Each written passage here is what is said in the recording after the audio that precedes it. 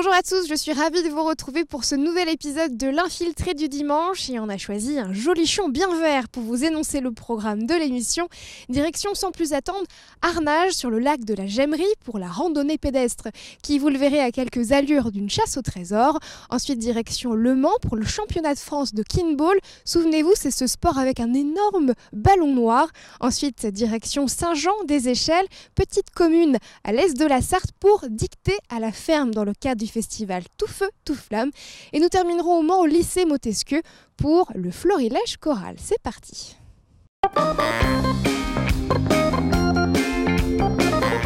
Bienvenue à Arnage de bon matin et sous le soleil. Je vous emmène aujourd'hui à la randonnée pédestre. Bonjour Willy.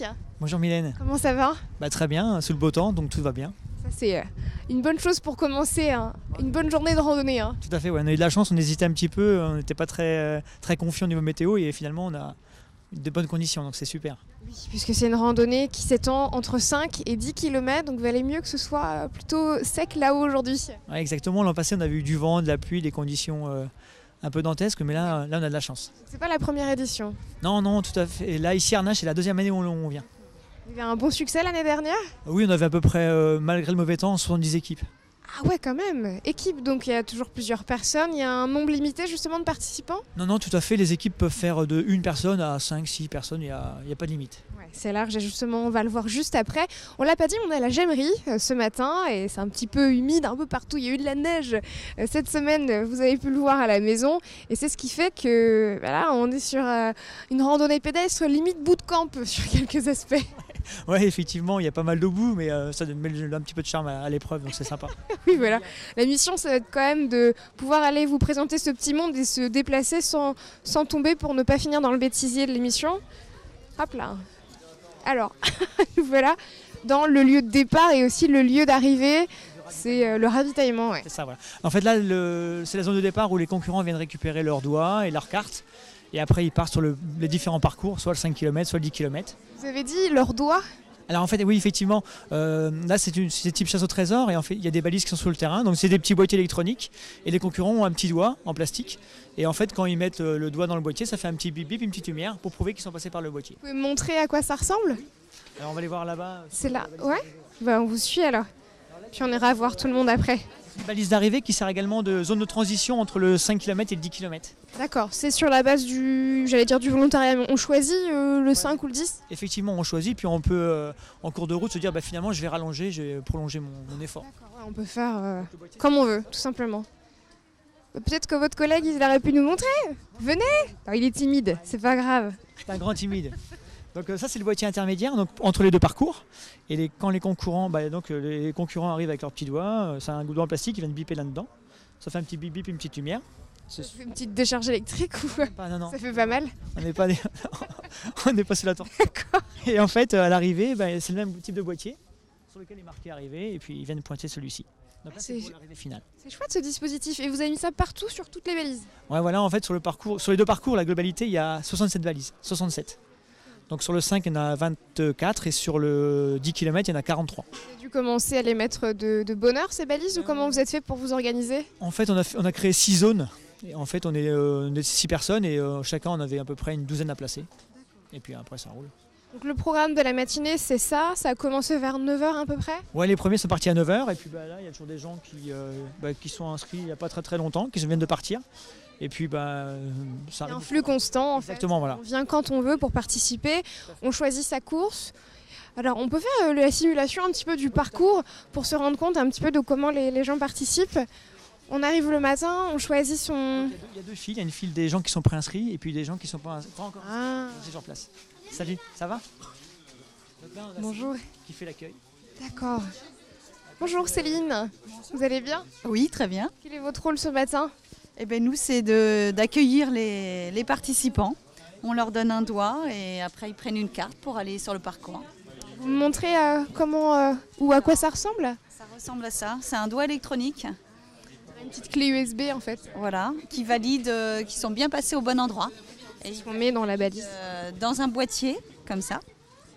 Et il faut attendre que ça bip. Là. Suspense, hein ? Ouais. Ça doit se faire plus vite en principe, mais... Peut-être fatiguée celle-là. C'est pas la bonne? C'est pas parce que... Ah, attends, parce que du coup, là, je sais même plus ce que j'ai pris. Non. Ceux-là? Oui, il y en a des différentes justement. Oh, c'est les nouvelles générations. D'accord, ouais. Donc faut les effacer. Je sais pas si... Voilà. Ah voilà, super. Voilà. C'est technique quand même, hein, ce dispositif. Tout est enregistré, quoi. D'accord, et donc il y a une clé par personne ou par équipe? C'est une par équipe, c'est un doigt par équipe. Donc une fois que les concurrents ont récupéré leurs doigts, ils font effacer pour effacer les données qui sont dessus, ils contrôlent, et après ils vont retrouver Romain. Romain. Bonjour Romain. Bonjour. C'est vous qui avez toutes les cartes. Ouais. Ah, c'est chouette, on pourrait peut-être les montrer, comme ça on va se rendre compte du parcours. On va vous les montrer à l'image. Vous avez participé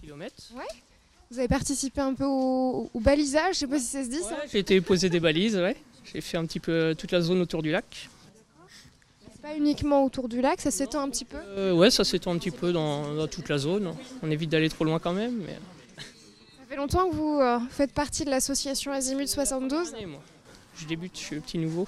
Qu'est-ce qui vous plaît dans le raid en général, puisque c'est l'activité principale de l'asso? Le sport nature, prendre l'air, aller courir dehors, c'est sympa. Bon, bah, c'est chouette. Puis on vient en famille, hein. J'ai l'impression, je vois le petit bout à côté. Famille, ouais, bah, c'est sympa pour les petits, ça fait une bonne sortie. Bon, bah, merci beaucoup Romain, bon courage. Bon courage. Je crois que votre président, il est parti lui aussi faire le tour. Hein. L'avantage de notre orga, en fait, c'est le matin, on met en place les balises, on met en place le matériel, et après, on peut aussi participer nous de notre côté pour s'amuser. Donc là, étant donné que c'est Katia et moi qui avons fait la cartographie, les copains ils s'amusent à faire le parcours aussi pour tester et se faire plaisir. Ouais, bien sûr, Katia, c'est madame. Bonjour. Bonjour. Comment allez-vous? Ça va. Ça a été pour faire le parcours? Oui, très bien. Un peu mouillé, mais bon, ça va. Ça a fait très bien. Vous avez fait quand en fait ce parcours? Je l'ai fait ce matin, j'ai posé les balises ce matin. Que ce matin? Oui, j'en ai posé une partie ce matin. Ouais. C'est pas trop difficile de choisir, et des normes de sécurité, des choses comme ça à respecter ou... Tout, non, on fait ça pour s'amuser, donc on choisit bien les endroits stratégiques, tout ça. Bon bah super, merci beaucoup. Et puis là, il y a le côté aussi sympa. Ravitaillement. Le bonus. Voilà. Donc le ravitaillement, il peut avoir lieu entre les deux parcours.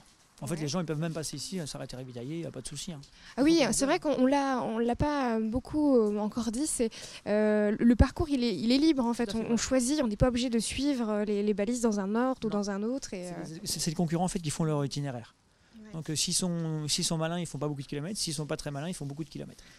Donc là, c'est ça aussi qui est super sympa, c'est qu'il y a ce gros côté stratégique. Il faut un petit peu réfléchir. Chouette. C'est courir et réfléchir ou marcher en réfléchissant. Ouais. Le but, c'est de parcourir le moins de distance possible. C'est pour ça qu'ils n'ont pas hésité à tracer tout droit dans les flaques d'eau, ça ne les dérange pas. Je ne sais pas si on l'a vu à l'image, là on avait un monsieur traverser une flaque. Il n'a pas cherché compliqué, le plus court c'est la ligne droite, donc il a pris l'eau, c'est pas grave, il était déjà mouillé, et ça ne le dérange plus. Hein. On va peut-être réussir à voir arriver quelques participants tout à l'heure. Ils sont un petit peu autour de nous et sans doute un peu partis, mais on va les attendre tranquillement. Il y a une chose que j'ai vue sur votre site qui était hyper intéressante. Ah, regardez les petits enfants là. J'ai vu que vous vendiez des filets à déchets sur le site. Et ça, je trouve ça génial. Je ne sais pas si vous les avez là. On peut peut-être les montrer si... oui, en fait, c'est là. Je peux me rapprocher? Bon, venez voir parce que je trouve ça super sympa.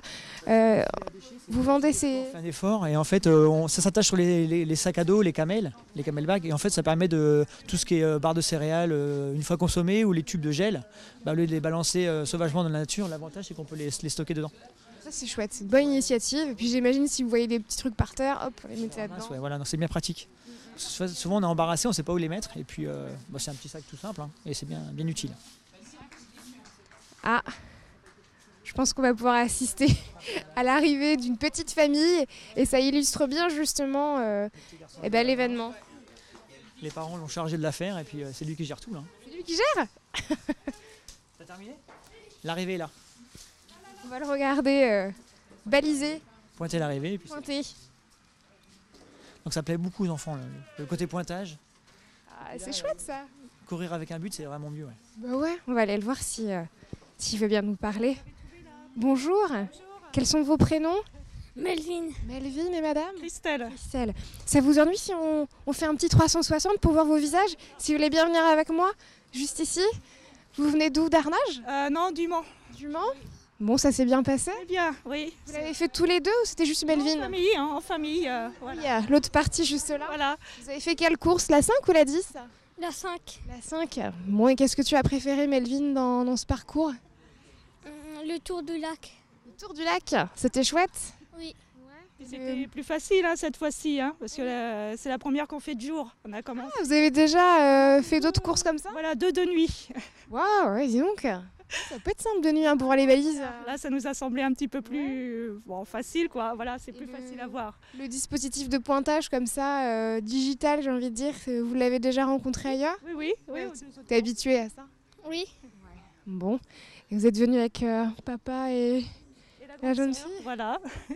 Bon, bah c'est chouette, merci beaucoup. De rien. Je vous laisse vous remettre de vos émotions. Et puis le stand de ravitaillement, là, c'est le bonus, le goûter. À plus tard. On va retrouver Willy. Hop. Sans tomber. C'est un petit peu gadouilleux, mais nous d'habitude ça ne nous dérange pas. On peut peut-être parler un petit peu de l'association si vous avez d'autres dates à annoncer ou ce genre de choses. En fait là c'est Peut-être se remettre par là parce que je vois qu'il y a un petit poteau, on va vous voir que par la moitié. En fait là c'était la 4e étape du Sartagnan de Tours. On a fait au préalable, on a fait Mulsanne, on a fait le Vieux-Mans, on a fait Pouilly-les-Chétifs et là on finissait à Arnage. Et notre prochaine épreuve qu'on organise c'est le 10 juin, le dimanche 10 juin à Lavarée, c'est un raid là. Ah chouette. C'est un petit peu différent. C'est un petit peu différent. On reste toujours sur la base de l'orientation. Par contre il y aura différents supports. Il y aura de la course à pied, du VTT, du run and bike, un vélo pour deux. Et c'est hyper stratégique parce qu'en fait il y aura 2 types d'épreuves. Il y aura une épreuve de 4 heures et une épreuve de 6 heures. Ah quand même, ouais. Dans le temps imparti, les gens font le maximum de balises possible en fait. Là, faut être un peu plus entraîné, non? Oui, ouais, c'est encore relativement court là. 4 heures, 6 heures, c'est des petits raids ça. Mais oui, il faut déjà être un peu plus aguerri. Là, c'est plus le côté compétition que randonnée. Donc, si on veut participer à ces raids-là, on peut s'inscrire peut-être auprès de l'association, auprès de vous? Ouais, via le site. Il y a une inscription qui se fait en ligne. Et en fait, notre raid appartient à un challenge départemental qui est créé depuis déjà 6 années. Donc en Sarthe, il y a 5 raids qui sont organisés qui appartiennent à ce challenge. Donc nous, on est la 3e étape. Ça commencera par le raid du Roussard, qui est le 24 mars. Donc c'est à la Bazoge. Après, il y aura le raid de l'Adrena Raid. C'est une association de copains qui délirent bien et c'est à la Flèche. C'est fin mai, je crois, de mémoire. Après nous, le 10 juin.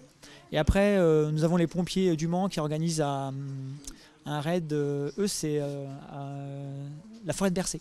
D'accord, il y a un beau programme alors. Oui, c'est le 22 septembre et l'avant-dernier, c'est le Redox. Le Redox qui organise à Sille-Guillaume. Bon, bah, si vous aimez les raids à la maison, je vous conseille d'aller voir le site internet de Azimut 72. Il y a toutes les infos sur le site. Merci beaucoup Willy de nous avoir accueillis ici aujourd'hui. C'était bien sympa et sous le beau temps.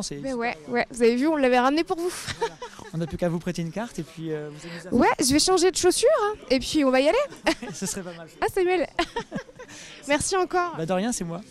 Allez, je vais changer de chaussures, évidemment, et puis on va filer au championnat de France de kinball. Je sais pas si vous connaissez le kinball, c'est un sport avec un énorme ballon noir. Ah oui, ouais, en fait, ils doivent le lancer en l'air tout le temps. C'est ça, ouais. Pas que ça tombe par terre. C'est au gymnase Vauguillon, c'est au Mans.